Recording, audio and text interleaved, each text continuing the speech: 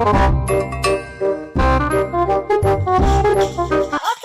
जी तुझे पहला के का करा तानी? अरे साला चुप रे, सरदार जी के कुछ ना कहो, खुद आओ तड़का रे पीछे से।